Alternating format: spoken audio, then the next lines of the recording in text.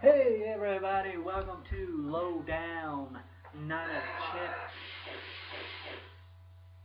That was back to you, my good friend. Let's have one final kiss. You know you're looking at a winner. I want to be WWE champion. I will take that title from you at WrestleMania. Let me get it right here first. You ain't heard on the shit on the top, but you just don't get it yet. I never got cut, but I'm making cut the check. So hate on, but guess what? I feel like I can't miss. I'm already on the wall, but I'm not making this. So just pass me the ball. You know you're looking at a winner. Can't miss, can't lose, can't miss. You know you're looking at a winner.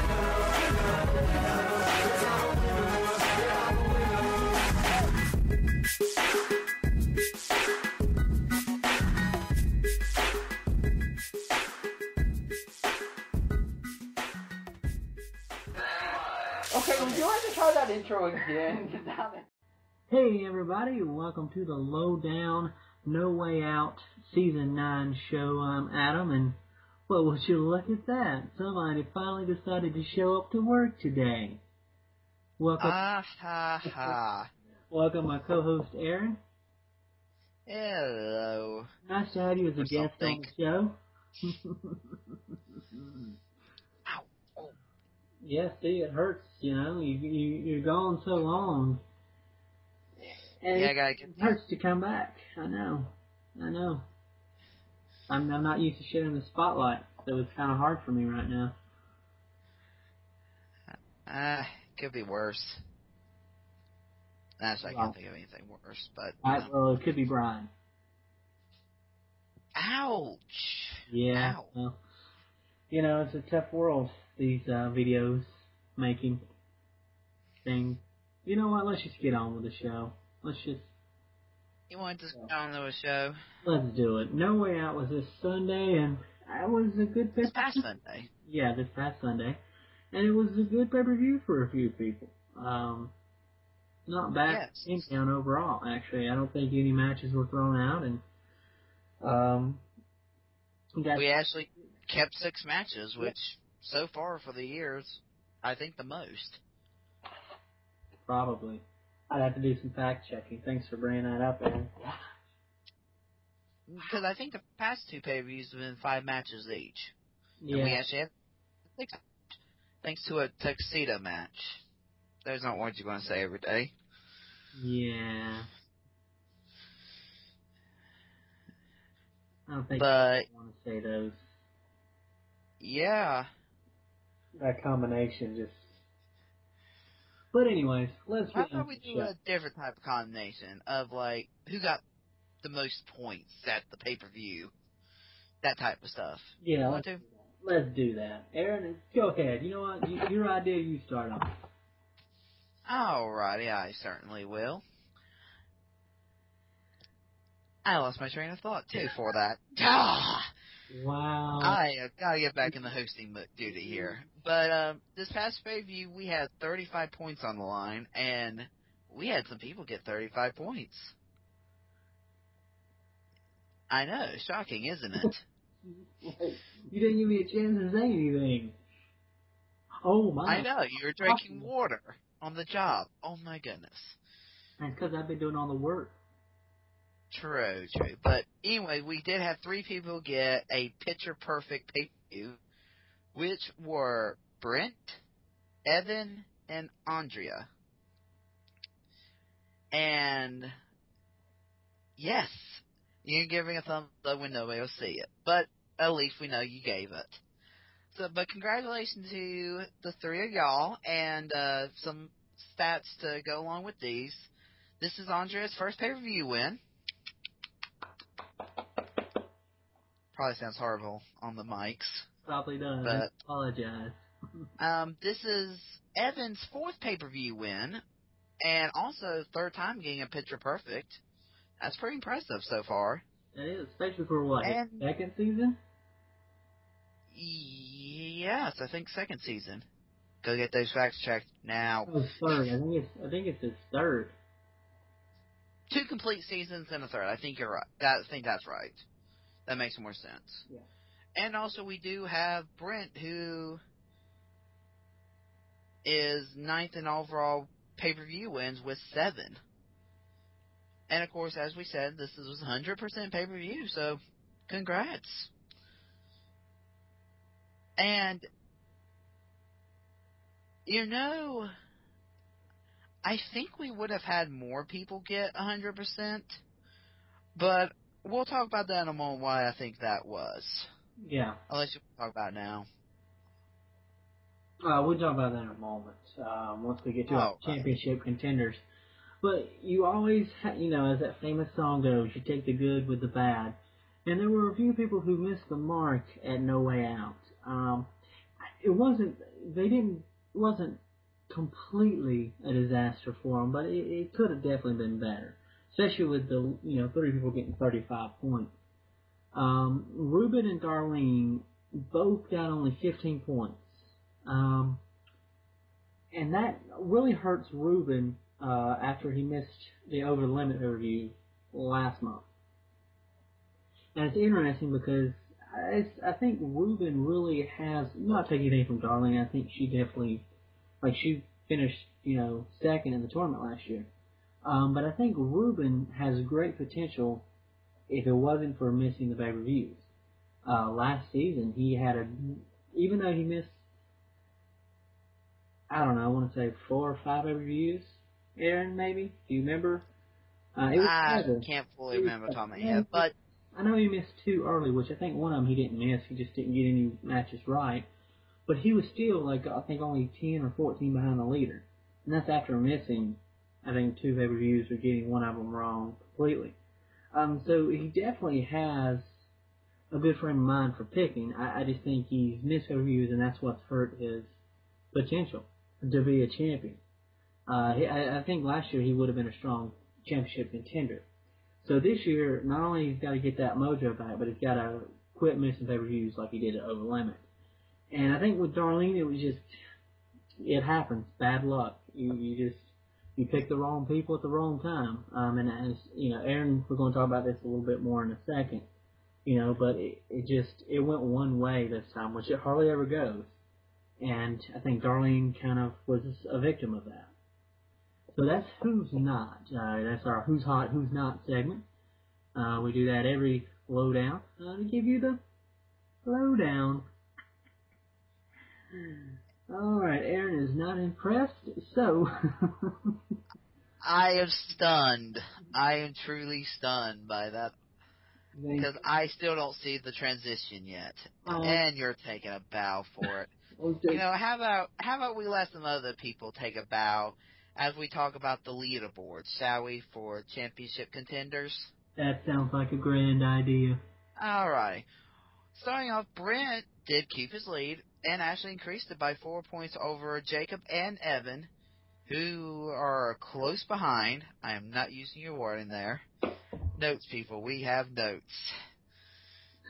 Andrea did bump up 2 spots to 7th with her picture-perfect pay-per-view. Also, Corey and Brian also jumped up some spots to 11th and 5th place, respectively. And the one guy that probably had the biggest drop of the night was this guy. And actually, the reason is I did drop to 5th place. 12 points. I'm taking that 12 points behind the leader. Yeah. And it's mainly because of the reason for the pay-per-view. Or what happened. Literally, all babyfaces won. That's very rare.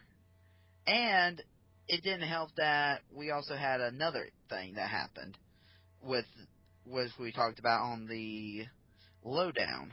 Not the lowdown. Nameless. The Nameless blog. I'm one show behind, okay? I'm trying to catch up here. With the change to the John Cena match. I'll let you talk about that a little bit more, Adam. Sorry to go into your Thunder stuff there. You did a little bit. Really, there were no leaps and bounds this pay-per-view. I was kind of expecting some more shuffling in the points leaderboard, which I kind of talked about on the Over the Limit lowdown is it's so early in the season, there's still people who are really close in points, and really, I mean, there was shuffling, but it wasn't big shuffling. And that had a lot to do with the picks being so similar. Looking at the match card, most people, pretty much went with Christian, Punk, Sheamus, and Santino. And really, the only decided match was Big Show and John Cena.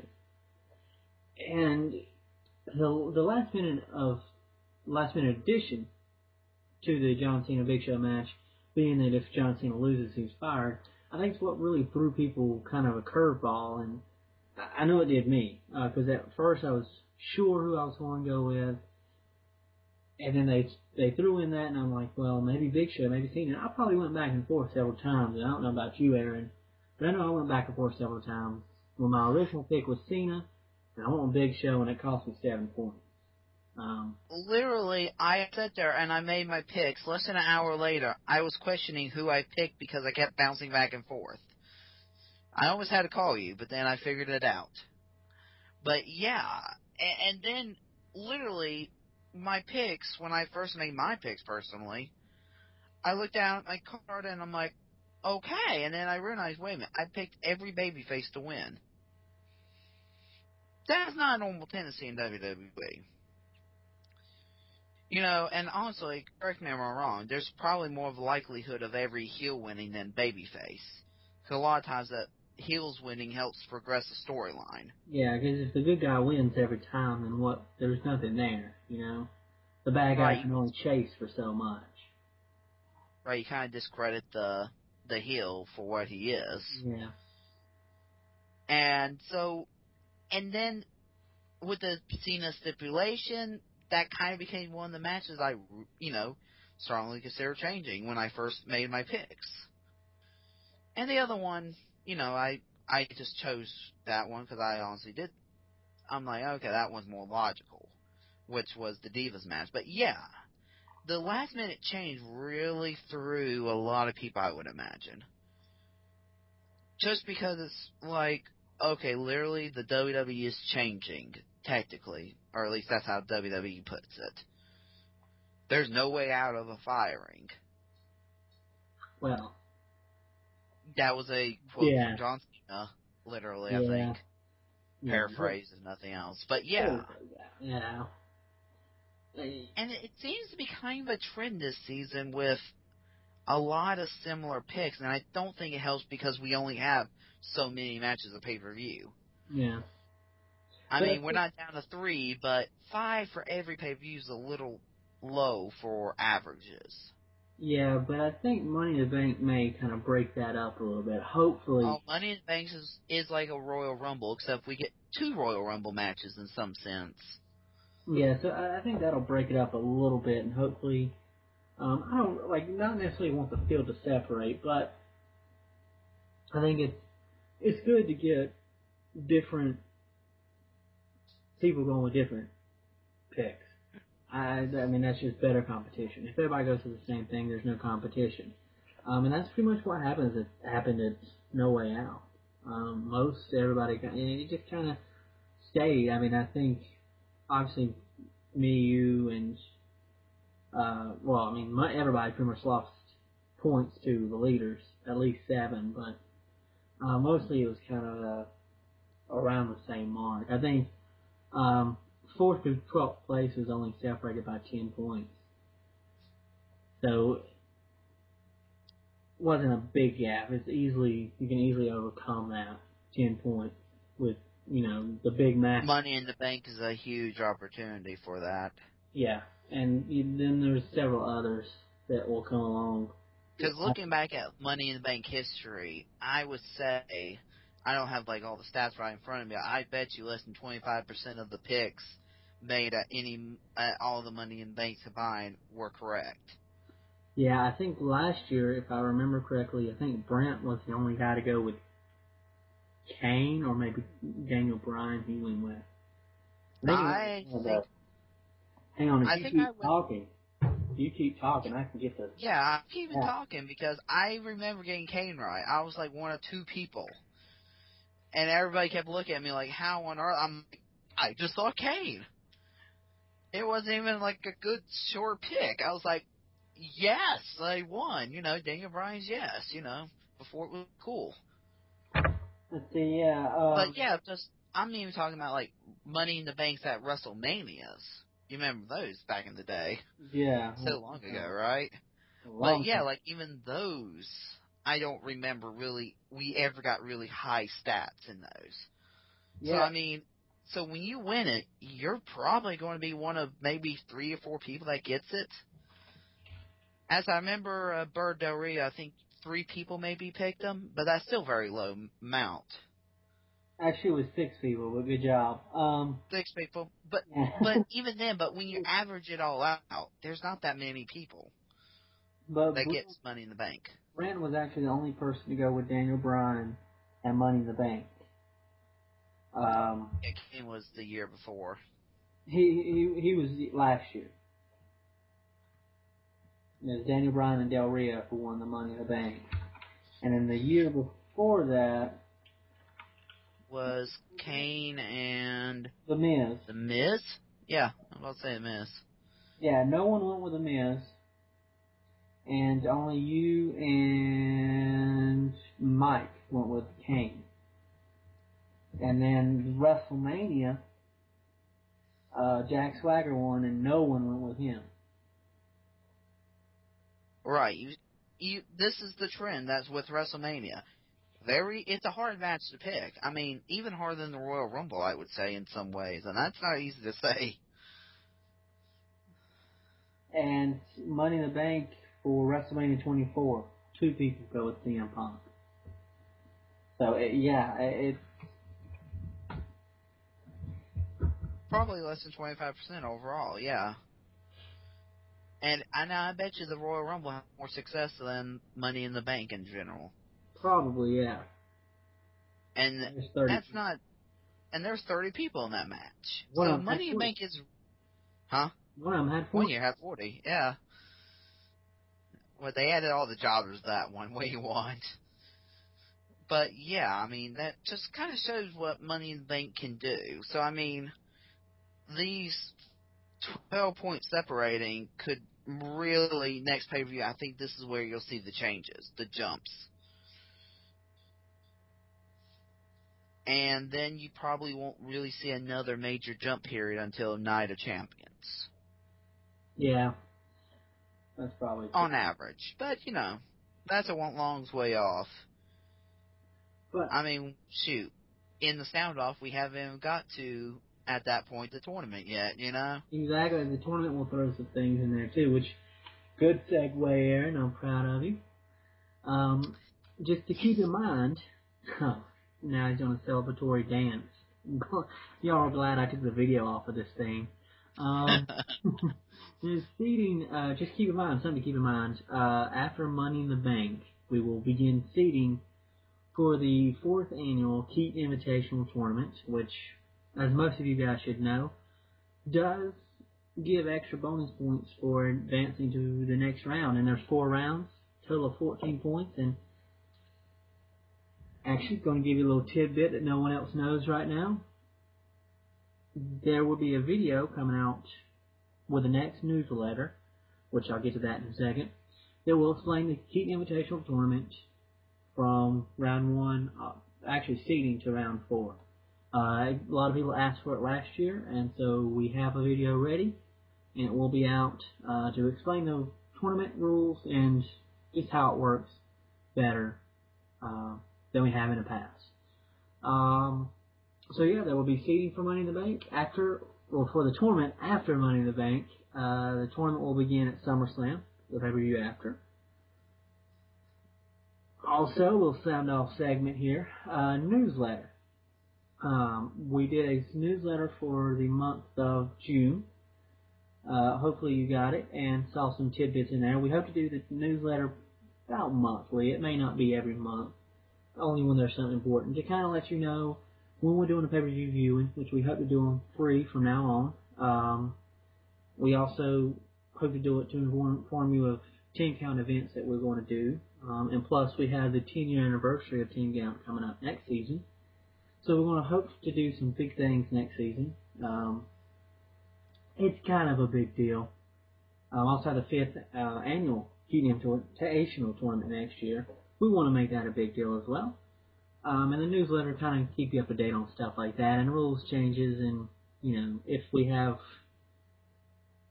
maybe complications of pay-per-view like we had it Over the Limit. We had kind of a big to-do about nothing, kind of. And it's just use that to explain what happens and how Aaron messed up. Oh, he quit dancing. Okay, I cannot help that my cell phone tower, the cell phone tower went magically out in the middle of the conversation. I can't help that. Yeah, okay. Oh, you're not talking about that, are you? I don't even know what you're talking about anymore. I'm not even sure why I have you on the show. Just kidding. I kid because I care. And the final little tidbit, as y'all probably saw in the newsletter, we will be going to Raw in Charlotte in October. Tickets go on sale late August, and we hope you can come. We'll probably get tickets for about $40 to $50.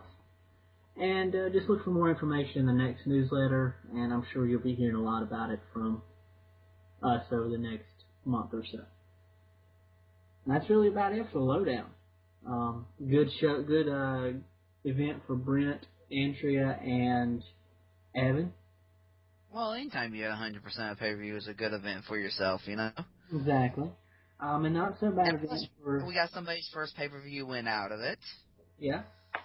And, overall, it wasn't the worst. It was a good pay-per-view, solid. I think 35 points on the line, and we didn't lose any of them. It's a good, solid point today. That doesn't happen very often. Yeah, usually you lose points, and it didn't happen. I think it may have had something to do with all baby faces winning. Right, no controversy, really. Exactly. Well, all right. Well, you know what that means. No controversy, no cash. So we should probably just get out of here now. Nothing? Bad segue. Bad segue. I know. Well, that has been the lowdown for Over the Limit. Thank y'all for listening and, basically just listening and going through this with us. I know Aaron can be a handful. I like picking on you. It's so easy. So easy. I'll make sure you introduce that on Nameless. I'll make sure. Yeah, I know you will. That's why I take all my shots here. But alright, well, until next time, Aaron, say it with me. Until next time. I will. Keep the lowdown Down on the down low. Oh, man. Oh, Aaron. It was not easy doing it without being in person and doing it, Oh, my gosh. It's a camera. It is. This is horrible. Okay. Well, thanks, guys. Have a great night.